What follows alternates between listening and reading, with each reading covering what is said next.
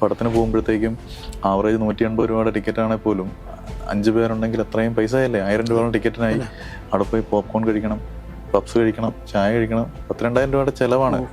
നമ്മൾ ഇല്ലാത്ത സമയം ഉണ്ടാക്കി വണ്ടി ഓടിച്ച് ബ്ലോക്കിൽപ്പെട്ട് സ്പീഡിൽ വെപ്രാളപ്പെട്ട് ചെന്ന് കഴിയുമ്പോൾ ആ സിനിമ നമുക്ക് ഒന്നും തരുന്നില്ലെങ്കിൽ, വെറുതെ പബ്ലിസിറ്റി സ്റ്റണ്ട് മാത്രമായിട്ട് നമ്മളെ പറ്റിക്കുന്ന അനുഭവമാണ് അവിടെ വന്നിരിക്കുന്നതെങ്കിൽ നമ്മൾ വെറുത്തുപോയില്ലേ? നമ്മളെത്ര പോവും? അങ്ങനെ ദിലീപിന്റെ കേസിന് ശേഷം അദ്ദേഹം ചെയ്ത ഒരു സിനിമകളും പ്രേക്ഷകരെ ഏറ്റെടുത്തില്ല, വലിയ പരാജയത്തിലേക്ക് പോയി. നമ്മൾ ആൾക്കാർ ഭയങ്കരമായിട്ടെ കേൾക്കുന്ന വാർത്തകളുടെ പിന്നാലെ പോവും. യാഥാർത്ഥ്യമാണ്. ഈ തട്ടിപ്പുകളിൽ വീഴാതെ അലേർട്ടാവുക എന്ന് പറയുന്ന ഒരു കാര്യം ആണ് എല്ലാവർക്കും ചെയ്യാൻ പറ്റും.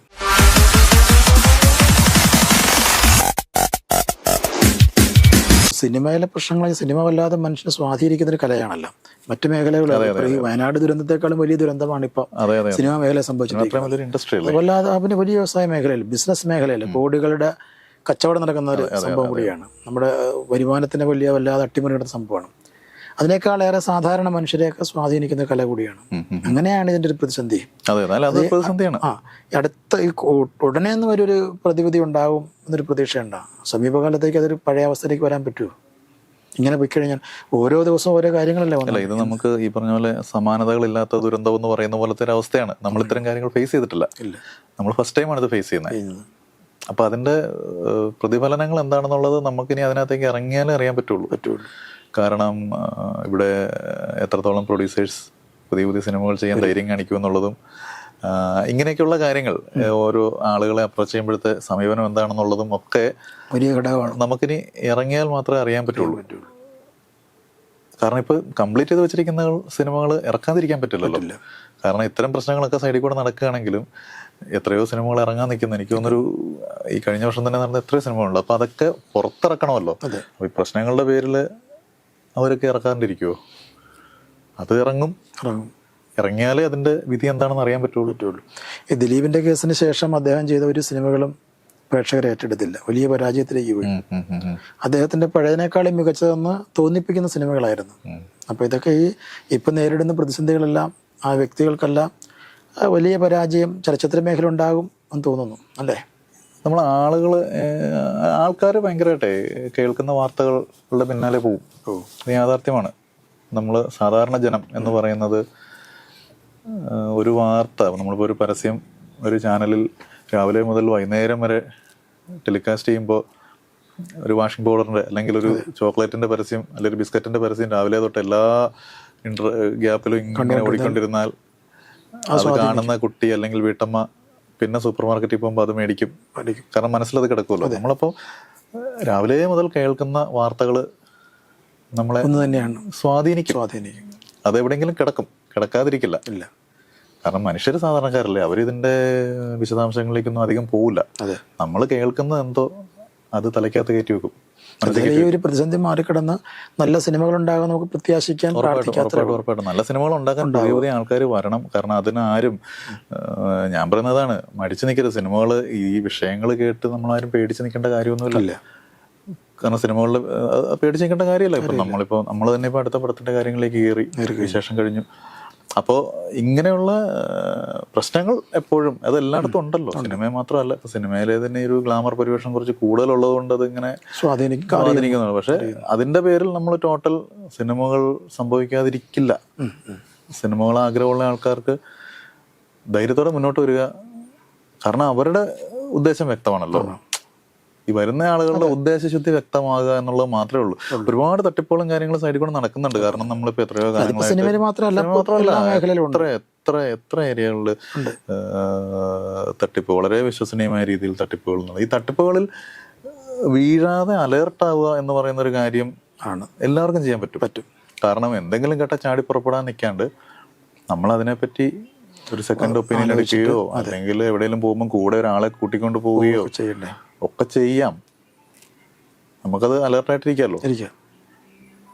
അതുപോലെ ഉണ്ടാകാത്തതിന്റെ ഒരു പ്രശ്നമാണ്. അത് ഇപ്പൊ എന്തെങ്കിലും ഒരു ഓഫർ കേട്ടാൽ ചാടിക്കേറി പോകുന്ന കാര്യമില്ല. നമ്മൾ അലർട്ട് ആയി കഴിഞ്ഞാൽ മലയാളിയുടെ ഒരു പൊതു സ്വഭാവമാണ് അത്തരം കാര്യങ്ങൾ ചാടി വീഴുക എന്നുള്ളത്. കാരണം അതെ അത് തന്നെ മലയാളികളെ അങ്ങനെ സ്ഥിരമായിട്ട് എന്ത് തട്ടിപ്പിലും ആദ്യം തലവെക്കണ മലയാളികളായിരിക്കും, ഏത് കാര്യത്തിലായാലും, എല്ലാ തരങ്ങളിലും. പിന്നെ നമുക്ക് തിയേറ്ററിലേക്ക് വന്നു കഴിഞ്ഞാൽ ഈ പഴയ പോലെ സിനിമകളിങ്ങനെ തിയേറ്റർ നിലനിർത്തുക എന്ന് വലിയൊരു ഘടകമാണ്. ഒരു ദിവസം ഒരു ഷോ എങ്കിലും അല്ലെങ്കിൽ 3 ഷോ എങ്കിലും കൃത്യമായി നടന്നാൽ മാത്രമേ സിനിമയ്ക്കൊരു വിജയത്തിൻ്റെ പാതയിലേക്ക് പോകാൻ പറ്റുള്ളൂ. അപ്പം അതൊരു വലിയ അനുപേട്ടൻ്റെ ഒരു കമൻ്റൊക്കെ വന്നിരുന്നില്ല, സിനിമയേക്കാളേറെ പണം മുടക്കേണ്ടി വരുന്നുണ്ട് ഇതിൻ്റെ മാർക്കറ്റിംഗ് തിയേറ്റർ നിലനിർത്താൻ വേണ്ടി. അതിനെങ്ങനെയാണ്? അതും ഒരു യാഥാർത്ഥ്യമാണ് ഇപ്പോൾ. കാരണം അതെന്താന്ന് വെച്ചാൽ നമ്മൾ തിയേറ്ററിലേക്ക് ആൾക്കാർ വരുന്നില്ലെന്നുള്ളതാണ് അതിനകത്തൊരു യാഥാർത്ഥ്യം. കാരണം അവിടെ നമ്മൾ ഒരു സൈഡിൽ ഇങ്ങനത്തെ ഒരു ലോബികളുണ്ട് സജീവമായിട്ട്. കാരണം തിയേറ്ററിലേക്ക് ആളെ വിടാനുള്ള ലോബികൾ ഉണ്ട്, ഒക്കെ ഉണ്ട്.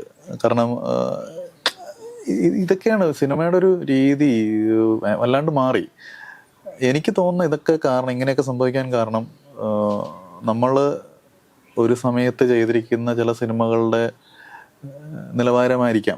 അല്ലെങ്കിൽ നമ്മൾ ഭയങ്കര ആൾക്കാർ നമ്മൾ തിയേറ്ററിൽ പോകുമ്പോൾ നമ്മൾ തിയേറ്ററിൽ നിന്ന് നമ്മൾ ഡെസ്പായിട്ടുണ്ടെങ്കിൽ, നിരാശരായിട്ടുണ്ടെങ്കിൽ നമ്മൾ പിന്നെ പോകില്ല. ഒരു 10 എക്സ്പീരിയൻസ് അങ്ങനെ അടുപ്പിച്ച് വരുമ്പോൾ നമ്മളൊരു ഫാമിലി പടത്തിന് പോകുമ്പോഴത്തേക്കും ആവറേജ് 180 രൂപയുടെ ടിക്കറ്റാണെങ്കിൽ പോലും 5 പേരുണ്ടെങ്കിൽ എത്രയും പൈസയല്ലേ? 1000 രൂപയുടെ ടിക്കറ്റിനായി അവിടെ പോയി പോപ്കോൺ കഴിക്കണം, പപ്സ് കഴിക്കണം, ചായ കഴിക്കണം. 10-2000 രൂപയുടെ ചിലവാണ്. നമ്മൾ ഇല്ലാത്ത സമയം ഉണ്ടാക്കി വണ്ടി ഓടിച്ച് ബ്ലോക്കിൽപ്പെട്ട് ചെല്ലുമ്പോൾ പലപ്പോഴും ടൈറ്റിൽ കാർഡിന് മുന്നേ ചെന്ന് സീറ്റ് പിടിക്കാനുള്ള വെപ്രാളത്തിൽ നമ്മൾ സ്പീഡിൽ വെപ്രാളപ്പെട്ട് ചെന്ന് കഴിയുമ്പോൾ ആ സിനിമ നമുക്ക് ഒന്നും തരുന്നില്ലെങ്കിൽ, വെറുതെ പബ്ലിസിറ്റി സ്റ്റണ്ട് മാത്രമായിട്ട് നമ്മളെ പറ്റിക്കുന്ന അനുഭവമാണ് അവിടെ വന്നിരിക്കുന്നതെങ്കിൽ നമ്മൾ വെറുത്തുപോയില്ലേ? നമ്മളെത്ര പോവും അങ്ങനെ? ഇതൊരു 4-5 തവണ ഇങ്ങനത്തെ ഇൻസിഡന്റ് ആയി കഴിയുമ്പോൾ നമ്മൾ അങ്ങോട്ട് പോകുന്ന പരിപാടി നിർത്തും. ഇത് തന്നെയാണ് സംഭവിക്കുന്നത്.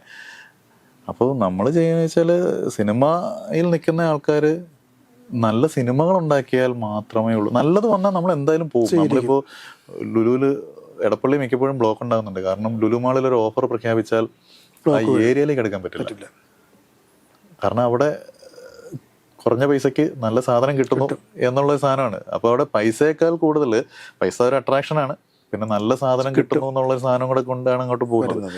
അപ്പോൾ നല്ല പ്രൊഡക്റ്റ് ഉണ്ടാവുക, നല്ല പ്രൊഡക്റ്റ് ഉണ്ടായാൽ അത് ഇതിനെല്ലാം മേലെയാണ് അതിൻ്റെ വാല്യൂ എന്നാണ് ഞാൻ വിശ്വസിക്കുന്നത്. എന്ത് പ്രശ്നങ്ങൾ വന്നാലും സിനിമയൊന്നും തകർക്കാൻ പറ്റില്ല. കാരണം സിനിമ ഇങ്ങനെ പൊയ്ക്കൊണ്ടിരിക്കണം.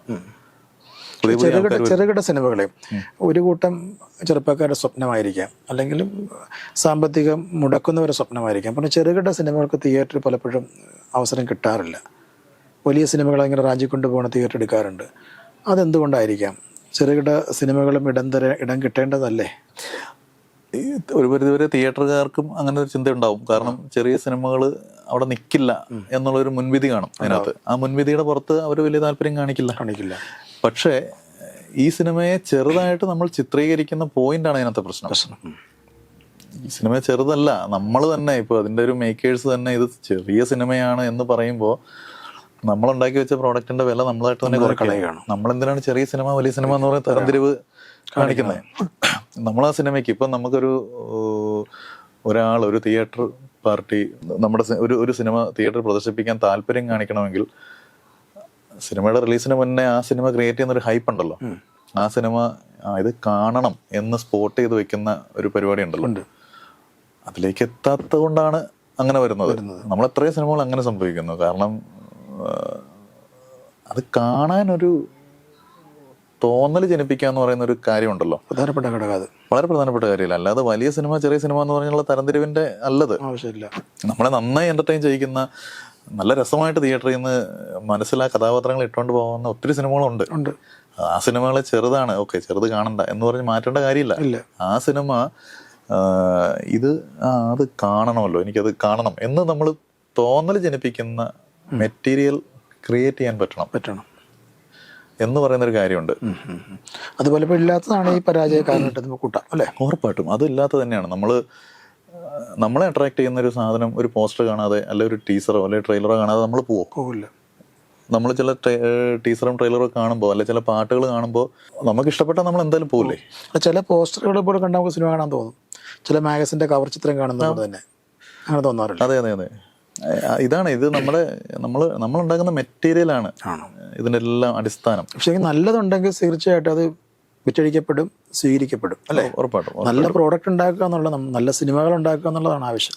അതെ അല്ലേ? അതെ അതെ. പിന്നെ ഈ OTT-ലേക്ക് വരുമ്പോൾ എത്രത്തോളം അത് സാമ്പത്തിക മെച്ചമാണ്? OTT സിനിമ റിലീസ് ചെയ്യും. പല സിനിമകളും OTT റിലീസ് ചെയ്തിട്ട് നമുക്ക് പൈസ ഉണ്ടാക്കാം എന്ന രീതിയിലാണ് ഈ പുതിയ സിനിമകൾ, ചെറിയ സിനിമകൾ എന്ന് പറഞ്ഞാൽ വിശേഷിപ്പിക്കുന്ന സിനിമകൾ വരുന്നത്. OTT സാമ്പത്തിക മെച്ചം കിട്ടുന്നുണ്ടോ ശരിക്കും പറഞ്ഞാൽ? OTT-യിൽ സാമ്പത്തിക മെച്ചം കിട്ടുന്നുണ്ട്. പക്ഷേ അവിടെയും ഒക്കെ ഇതാണ് നമ്മൾ ഈ പറഞ്ഞ പോലെ OTT-യിൽ പല രീതികളിൽ ഇപ്പോൾ OTT എടുക്കുന്നുണ്ട്. ഇപ്പം എല്ലായിടത്തും ഇപ്പോൾ ഔട്ട് റേറ്റ് എന്ന് പറഞ്ഞൊരു പരിപാടി നടക്കില്ല. OTT-കൾ തന്നെ എല്ലാ പ്ലാറ്റ്ഫോംസും ഷെയറിങ്ങിലേക്ക് കൂടുതൽ താല്പര്യം കാണിച്ചുകൊണ്ടിരിക്കുകയാണ്. കാണുന്ന എത്രത്തോളം ആളുകളുണ്ടോ അതിൻ്റെ കളക്ഷൻ്റെ ഇത്ര പെർസെൻറ്റേജ് തരാം എന്നുള്ള അതൊരു വളരെ അതാണ് പൊതുവെ ഇപ്പോൾ. കാരണം നമുക്ക് അത്രയും ഇപ്പം ഇറങ്ങുന്ന എല്ലാ സിനിമകളും അല്ലെങ്കിൽ ഷൂട്ട് നടക്കുന്ന എല്ലാ സിനിമയും ഇറങ്ങുന്നില്ല, ഒരു യാഥാർത്ഥ്യമാണ്. തുടങ്ങി വെക്കുന്ന എല്ലാ സിനിമയും കംപ്ലീറ്റ് ആവുന്നില്ല. അപ്പം ഇറങ്ങുന്ന സിനിമകളെല്ലാം OTT-യിൽ പോകുന്നില്ല. അതും നോക്കണം. കാരണം അപ്പം എന്ന് വെച്ച് കഴിഞ്ഞാൽ നമ്മളവിടെ നമ്മൾക്ക് ഇവിടെയൊക്കെ നമുക്കൊരു ന്യൂസ് വാല്യൂ ഉണ്ടാക്കി വെച്ചാലേ OTT-യിലാണെങ്കിലും ഇറങ്ങിക്കഴിഞ്ഞാൽ ആള് കാണുള്ളൂ. ഇല്ലെങ്കിൽ OTT-യിൽ വരുന്നു, അതവിടെ കിടക്കും, നമ്മളറിയില്ല. ആ സിനിമ എപ്പോഴും മാർക്കറ്റിംഗ് എന്ന് പറയുന്ന ഒരു ഘടകം ഭയങ്കര ഇമ്പോർട്ടൻ്റ് ആണ്. ഇപ്പോൾ അത് തിയേറ്റർ വിട്ടിട്ട് പിന്നെ OTT-യിൽ പോയാലും അപ്പം നമ്മൾ ആ സിനിമയെ കൈവിട്ട് കളയരുത്. നമ്മളതിനുള്ള എന്താ പറയുക, ഫുഡ് കൊടുത്തുകൊണ്ടിരിക്കണം. ആൾക്കാരുടെ കണ്ണിൽ പെടുത്തണം എപ്പോഴും. ഇത് എന്തെങ്കിലുമായിട്ട് ആ സിനിമയുടെ ന്യൂസ് കിടക്കണം. അത് വ്യൂവർഷിപ്പ് വന്നാൽ, നല്ല വ്യൂവർഷിപ്പ് വന്നാൽ അത് റവന്യൂ ഉണ്ട്. നല്ല പ്ലാറ്റ്ഫോമുകളിൽ കൊടുക്കണം. പിന്നെ ഈ പറഞ്ഞ പോലെ സിനിമയുടെ മാർക്കറ്റിങ്ങിൽ, ഈ PR വർക്കിലും, ഈ പറഞ്ഞ പോലെ പബ്ലിസിറ്റിയുടെ കാര്യത്തിലൊക്കെ തന്നെ മുമ്പത്തെക്കാളും സാധ്യതകളുണ്ട്. അതിനോടൊപ്പം തന്നെ പലതരത്തിലെ തട്ടിപ്പുകളൊക്കെ ഇല്ലേ, അത് തോന്നിയിട്ടുണ്ടോ?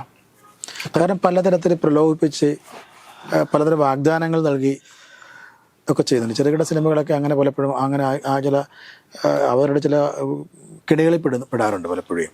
തട്ടിപ്പല്ല, ഈ പറഞ്ഞ പോലെ നമ്മളിപ്പോൾ ഈവൻ ഓൺലൈൻ മീഡിയാസ് നമുക്ക് വളരെ സജീവമാണിപ്പോൾ. കാരണം ഒരു സിനിമ വിജയിപ്പിക്കുന്ന ഒരൊറ്റ ഓൺലൈൻ മീഡിയ മാത്രമായിരിക്കില്ല. കാരണം ഓൺലൈൻ ഇത് തന്നെ ഒരുപാട് ഫോളോവേഴ്സ് ഉള്ള പേജ് മുതൽ തീരെ ഫോളോവേഴ്സ് ഇല്ലാത്ത പേജുകൾ വരെ ഉണ്ടാവും. അപ്പോൾ ഒരു സിനിമയുടെ കാര്യങ്ങൾ സജീവമായിട്ട് നിൽക്കുമ്പോഴത്തേക്കും ഒരുപാട് പേര് ഞങ്ങളാണ് ആ പടം വിജയിപ്പിച്ചത് എന്നുള്ള അവകാശവാദവുമായിട്ട് വരും. അപ്പോൾ ഇതിനെ ഒന്ന് ക്രോസ് ചെക്ക് ചെയ്യുക എന്ന് പറയുന്ന ഒരു കാര്യം ബേസിക്കലി ഇതിൻ്റെ പ്രൊഡ്യൂസേഴ്സും അങ്ങനെയുള്ള ആൾക്കാർ ചെയ്യേണ്ടതാണ്. കാരണം അവർ പറയുന്ന ഒരു കണക്കിൽ നോക്കാം, ആ പടം നിങ്ങളാണല്ലേ വിജയിപ്പിച്ചത്, അപ്പം നമ്മുടെ പടവും നിങ്ങൾ ചെയ്തോ എന്ന് പറഞ്ഞ് നമ്മളെ ഏൽപ്പിക്കുന്ന കൈകൾ അതിന് കേപ്പബിൾ ആണോ എന്ന് നോക്കണം. കാരണം ഒരു സിനിമ ഉണ്ടോ ശരിക്കും പറഞ്ഞാൽ അത് അന്വേഷിക്കണം. കാരണം അതിൻ്റെ സബ്സ്ക്രിപ്ഷൻ എത്രത്തോളം ഫോളോവേഴ്സ് ഉണ്ട്, അതൊക്കെ ജെനുവിൻ ആണോ, ഇതൊക്കെ നമുക്ക് അന്വേഷിച്ചാൽ, അതിനുവേണ്ടി ഒന്ന് മെനക്കെട്ടാൽ കണ്ടെത്താൻ പറ്റും. നേരെ മറിച്ച് ഇപ്പോൾ പലപ്പോഴും ഈ പറഞ്ഞ തട്ടിപ്പുകൾ എന്നൊക്കെ പറയുന്നത് നമ്മളുടെ അന്വേഷണക്കുറവ് കൊണ്ടാണ് അതിലൊക്കെ ചെന്ന് ചാടുന്നത്. കാരണം ഒരു മീഡിയ മാത്രം, ഒരു ഓൺലൈൻ പ്ലാറ്റ്ഫോം മാത്രമല്ലല്ലോ ഒരു സിനിമയെ വിജയിപ്പിക്കുന്നത്. അത് ഏകദേശം ഒരു 10-50-100ഓളം പ്ലാറ്റ്ഫോംസ് ഉണ്ട് ഒന്നിച്ചാണ്. അപ്പോൾ ഒരാൾക്ക് വന്നിട്ട് ഞങ്ങളാണത് വിജയിപ്പിച്ചെന്ന് അവകാശപ്പെടാനായിട്ട് പറ്റില്ലല്ലോ. അപ്പം ആരൊക്കെയാണ് ഈ ടീമിലുള്ളത്, ഏതൊക്കെ പേജുകളാണ്, ഏതൊക്കെ മീഡിയ പാർട്ട്നേഴ്സാണ്, അവിടെ ഒരു കണ്ടന്റ് വന്നാൽ അത് എത്രത്തോളം ആൾക്കാരിലേക്ക് എത്തും, ഇതിൻ്റെ ഒരു അന്വേഷണം നടത്താനുള്ള ബാധ്യത ഫിലിം മേക്കേഴ്സിനുണ്ട്. അവർ ഓക്കെ, അവരെത്രയാ പറഞ്ഞ് ഓക്കെ എന്നാൽ അത് കൊടുത്തോ, ഈ ആറ്റിറ്റ്യൂഡ് ആയിരിക്കരുത്. അപ്പോൾ പറഞ്ഞ തട്ടിപ്പിലൊന്നും വീഴില്ല. നമ്മൾ ഇതേപ്പറ്റി അന്വേഷിക്കാത്തടത്താണ്. പക്ഷെ ചലച്ചിത്ര സംഘടനകളൊക്കെ ഓൺലൈൻ മീഡിയക്ക് നിയന്ത്രണം വരുത്തണമെന്നൊരു നിർദ്ദേശം വെച്ചിട്ടുണ്ട്. ഓൺലൈൻ മീഡിയയുടെ അതിപ്രസരം കൊണ്ടാണ് പലപ്പോഴും നല്ല സിനിമകൾ പോലും മോശമായ റിവ്യൂ ഗണത്തിലേ. പക്ഷേ ഈ ഓൺലൈൻ മീഡിയകൾ കൊണ്ട് തന്നെ എത്ര സിനിമകൾ വിജയിക്കുന്നുണ്ട്. ഇത് തന്നെയാണ് ഇപ്പോൾ അവിടെയൊക്കെ ഞാൻ പിന്നെ വരുന്ന പോയിന്റ് ഇതാണ്. നല്ലതിനെ നമുക്ക് റിവ്യൂ കൊണ്ട് മോശമാക്കി തളർത്താൻ പറ്റില്ല. നല്ലതല്ലാത്ത സാധനത്തെ നമുക്ക് റിവ്യൂ കൊണ്ട് പൊക്കാനും പറ്റില്ല. ഇത് നമ്മൾ ചെയ്യുന്ന സാധനത്തിന്റെ, നമ്മൾ ചെയ്യുന്ന പ്രോഡക്റ്റിന്റെ നിലവാരം ബാധിക്കും എല്ലാത്തിനും ഉറപ്പായിട്ടും. പക്ഷെ എന്തുകൊണ്ടാണ് എന്നിട്ട് ഭയങ്കര ഈ ഭീതിയോടെ സിനിമാ പ്രവർത്തകർ ഓൺലൈൻ മീഡിയ ഒക്കെ കാണുന്നത്? ഇപ്പം തിയേറ്ററിൻ്റെ റിലീസ് ഡേറ്റ് തന്നെ ഭയങ്കര ചാകര പോലെ മീഡിയക്കാർ നിൽക്കുന്നത്. ക്ഷണിച്ചു വരുത്തിയ അവർ കയറി വരുന്നവരല്ല, അവരുടെ റിവ്യൂ പലതരത്തിൽ വ്യാഖ്യാനിക്കപ്പെടുന്നത്. അപ്പോൾ അവരന്ന് തിയേറ്ററിൽ കൂടുന്ന മീഡിയ മാത്രമേ ആ സിനിമ വിജയിപ്പിക്കാനും തകർക്കാനും കഴിയും എന്നൊരു ആക്ഷേപമുണ്ട്. എനിക്കത് തകർക്കാൻ കഴിയുമെന്ന് ഞാൻ വിശ്വസിക്കുന്നില്ല, ഒട്ടും ഞാൻ വിശ്വസിക്കുന്നില്ല. കാരണം നമുക്ക് കുറ്റം പറയാൻ പറ്റാത്ത ഒരു പ്രോഡക്റ്റ് ഉണ്ടാക്കി വെച്ചിട്ടുണ്ടെങ്കിൽ ആര് കുറ്റം പറയും, എന്ത് കുറ്റം പറയും അതിന്? പക്ഷേ അവിടെയാണ് ഇത്തരം ലൂപ്പ് ഹോളുകൾ ഇടരുത് സിനിമയ്ക്ക്. നമ്മളെ വിമർശിക്കാൻ ഒരു പഴുതുണ്ടാക്കി വെക്കുന്നിടത്താണ് കൃത്യമായിട്ട് അത് കണ്ടെത്തി വിമർശിക്കപ്പെടുന്നത്. പഴുതുകളില്ലാതെ പോയി കഴിഞ്ഞാൽ ഈ പ്രശ്നം, പഴുതുകളില്ലാതെ പോയി കഴിഞ്ഞാൽ ആർക്കെന്ത്. ഇപ്പം ഞാൻ പറയട്ടെ, ഞാൻ കാണുന്ന കാര്യങ്ങളാണ്. ഈവൻ പല സിനിമകളെ പറ്റി പല മോശം റിവ്യൂ പലരും ഇടുന്നുണ്ട്. കാരണം മോശമായിട്ടിട്ട് കഴിഞ്ഞാൽ അതിന് കൂടുതൽ വ്യൂവർഷിപ്പ് കിട്ടുമെന്നുള്ളൊരു കാര്യം ഇതിൻ്റെ പിന്നിലുണ്ടെന്ന് തോന്നുന്നു, ആ ലിങ്ക് ഓപ്പൺ ചെയ്ത് നോക്കാനായിട്ട്. പക്ഷേ ലിങ്ക് ഓപ്പൺ ചെയ്ത് നോക്കാണ്ട് നമ്മൾ ആദ്യം അതിൻ്റെ കമൻറ്റ്സ് നോക്കിക്കഴിഞ്ഞാൽ അറിയാൻ പറ്റും ഇത് ഞങ്ങൾ കണ്ടതാണ്, ഈ പറയുന്നത് തെറ്റാണ്, അങ്ങനെയല്ല ഇത് എന്ന് പറയുന്ന കമൻറ്റുകൾ ഉണ്ടാകും അതിനകത്ത്. പക്ഷെ നെഗറ്റീവും പോസിറ്റീവുമായ കമൻറ്റ് കൊടുക്കാൻ മീഡിയ തയ്യാറാണ്. പെയ്ഡ് ന്യൂസുകൾ അങ്ങനെ ഒരുപാട് വരുന്നുണ്ടല്ലോ. പെയ്ഡ് ന്യൂസുകളുണ്ട്. പെയ്ഡ് ന്യൂസുകൾ മുഖ്യധാര മാധ്യമങ്ങൾ അങ്ങനെ ചെയ്യുന്നുണ്ടല്ലോ. അതെ, മാധ്യമങ്ങളെല്ലാം അങ്ങനെ ചെയ്യുന്നുണ്ട്. ഓൺലൈൻ മീഡിയ മാത്രമല്ല, നമ്മൾ കാണുന്ന വലിയ മാധ്യമങ്ങളെന്ന് വിശേഷിപ്പിക്കുന്ന മാധ്യമങ്ങളടക്കം അവരുടെ ഓൺലൈൻ പേജിൽ പൈസ കൊടുത്താൽ സ്വാധീനങ്ങൾ ഇപ്പൊ ഭയങ്കര ഇതാണ്. കാരണം ഈ പറഞ്ഞ പോലെ മീഡിയകളുടെ സ്വാധീനവും കമന്റുകളുടെ സ്വാധീനവും ഒക്കെ ഇതെല്ലാം ആകെ കൂടി ഒരു വല്ലാത്ത അവസ്ഥയിലാണ് ഇപ്പൊ നിൽക്കുന്നത്. ഇതിന്റെ ഇടയിൽ കൂടെ വേണം ഒരു സിനിമ വിജയിപ്പിച്ചെടുക്കാൻ. ഹേറ്റേഴ്സ് ഉണ്ടാവും. ഇപ്പൊ ഒരു പർട്ടിക്കുലർ വിഭാഗത്തിനെതിരെ എന്താണ് ശത്രുക്കൾ ഉണ്ടെങ്കിൽ, ഹേറ്റേഴ്സ് ഉണ്ടെങ്കിൽ ഉറപ്പായിട്ട് അവർ ആ വിങ്ങിന്റെ പടത്തിനെതിരെ തിരിയുമല്ലോ. പക്ഷെ നമുക്ക് ഈ ഒരു സങ്കീർണതയിലൂടെ എങ്ങനെയാണ് ഒരു സിനിമ വിജയിപ്പിച്ചത് വലിയ പാടാണല്ലേ. സങ്കീർണമാണ് അന്തരീക്ഷം, വളരെ സങ്കീർണമാണ്. അത് പലതരത്തിലുള്ള തടസ്സങ്ങൾ വരുന്നുണ്ട്. അത് ഉറപ്പായിട്ടും. അതിപ്പോ ഓരോ ദിവസം ചെല്ലുന്തോറും ഇത് കൂടിക്കൂടിയാണ് വരുന്നത്. ഇപ്പോൾ ഞാൻ ആലോചിക്കാറുമ്പോൾ നമ്മുടെയൊക്കെ പടങ്ങളൊക്കെ ഇറങ്ങുന്ന സമയത്ത് നമ്മളൊരു പോസ്റ്റർ ഒട്ടിച്ചു കഴിഞ്ഞാൽ ആ പോസ്റ്ററിന്റെ പശ മാറുന്നതിന് മുന്നേ അത് കീറിക്കളയാനാളുണ്ട്. ഹോർഡിങ്ങുകൾ, ഇതൊക്കെ കുറെ പരിപാടികൾ അതിനകത്തുണ്ട്. ഹോർഡിങ് വെച്ച് പോയി കഴിഞ്ഞാൽ ഈ ഹോർഡിങ് ഒരു 3-4 ദിവസത്തിനപ്പുറം എടുത്തു മാറ്റാൻ ആൾക്കാരുണ്ട്. അപ്പൊ ഇതെല്ലാം ഇപ്പൊ ഒരു ആകെ കൂടെ ഒരു അവിയൽ പരുവത്തിലാണ് ഈ കാര്യങ്ങളെല്ലാം കൂടെ നിൽക്കുന്നത്. അങ്ങനെയാണെങ്കിൽ തന്നെയും ഡെയിലി ഓരോ സിനിമകളുടെ പൂജകളും നടക്കുന്നു. ഇഷ്ടംപോലെ സിനിമകൾ വരുന്നുണ്ട്. പിന്നെ സിനിമയുടെ യാതൊരു ബന്ധമില്ലാത്തവർ, വെറുതെ ഒരു സങ്കല്പം മാത്രമുള്ള ആൾക്കാർ പോലും ഇപ്പോൾ സിനിമ ചെയ്യാൻ ഇറങ്ങുന്നുണ്ട്. കേട്ടറിവുകൾ വെച്ചിട്ട് അങ്ങനെ ധാരാളം സിനിമകൾ വരുന്നുണ്ട്. പൂജ നടക്കുന്നുണ്ട്, അവിടെ അവസാനിക്കുന്നുണ്ട്, ചിത്രീകരണം തന്നെ പാതി വഴി നിൽക്കുന്നുണ്ട്, പൂർത്തിയായിട്ട് റിലീസ് ചെയ്യാൻ പറ്റാത്ത സിനിമകളുണ്ട്. അങ്ങനെ ഒരു മോഹിപ്പിക്കുന്ന കല കൂടിയാണല്ലോ സിനിമ. സിനിമയുടെ എല്ലാവർക്കും മോഹമാണല്ലോ. അതാണല്ലോ സിനിമയെ ഇങ്ങനെ മുന്നോട്ട് കൊണ്ടുപോകുന്നത്. എല്ലാവർക്കും ഈ മോഹം തന്നെയാണ് ഈ ദുരന്തങ്ങൾക്ക് കാരണവും. മോഹം എന്ന് പറയുന്ന വാക്ക് തന്നെ പ്രശ്നമാണല്ലോ. മോഹത്തിനകത്ത് നന്മയുണ്ടാവും, മോഹം കൊണ്ട് നന്മയുണ്ടാവും, ദോഷവും ഉണ്ടാവും. മോഹമാണ് എല്ലാത്തിനും കാരണം. സിനിമയിലേക്ക് ആൾക്കാർ വരുന്നത് കൂടുതലും അത് സിനിമ ഉണ്ടാക്കുന്ന ഒരു പ്രഭാവമുണ്ടല്ലോ, അതില് നമ്മളും ഉണ്ടാവണം, നമ്മള് പാർട്ടാവണമെന്നുള്ള കടുത്ത ആഗ്രഹത്തിലാണല്ലോ സിനിമയിലേക്ക് ആളുകൾ വരുന്നത്. താങ്കളുടെ കഴിഞ്ഞ സിനിമകളെല്ലാം തന്നെ ഈ പുതിയ പടമടക്കം വിശേഷമടക്കം വലിയ തട്ടുകേടില്ലാതെ മനോഹരമായി പ്രേക്ഷകരിലേക്ക് എത്തി അത്യാവശ്യം ഒരു സാമ്പത്തിക വിജയം നേടിയ സിനിമകളായിരുന്നല്ലോ. നഷ്ടവും ഉണ്ടായില്ല. മറ്റ് നമ്മുടെ വെബ് സീരീസും ചെയ്തിരുന്നു, ഷോർട്ട് ഫിലിം, അതെല്ലാം തന്നെ പ്രേക്ഷക ശ്രദ്ധ കിട്ടി നഷ്ടമില്ലാതെ ഓടി. പുതിയ സിനിമകൾ ചെയ്യാനുള്ളൊരു ഊർജ്ജം ഉണ്ടായി, നല്ല സിനിമയുണ്ടായി, നല്ല അന്തരീക്ഷങ്ങളുണ്ടായി, ഈ പറഞ്ഞ ലൊക്കേഷൻ പ്രശ്നങ്ങളൊന്നും ഉണ്ടായില്ല, നല്ല സൗഹൃദങ്ങളുണ്ടായി, നല്ല രീതിയിൽ മുന്നോട്ട് പോകുന്നു അല്ലേ, ഒരു ബുദ്ധിമുട്ടും കൂടാതെ. അപ്പോൾ ഇനിയും നല്ല സിനിമകൾ ചെയ്യാൻ സാഹചര്യം ഒരുക്കട്ടെ, നല്ല സിനിമകൾ ഉണ്ടാകട്ടെ, മലയാളികൾക്ക് കഴിഞ്ഞ പടത്തേക്കാളും കൂടുതൽ കണ്ടന്റുള്ള കാഴ്ചപ്പാടുള്ള സിനിമകളുണ്ടാകട്ടെ, അതിനുള്ള അവസരങ്ങളുണ്ടാകട്ടെ എന്ന് മാത്രം ആശംസിച്ചുകൊണ്ട് നിർത്തുന്നു. Thank you.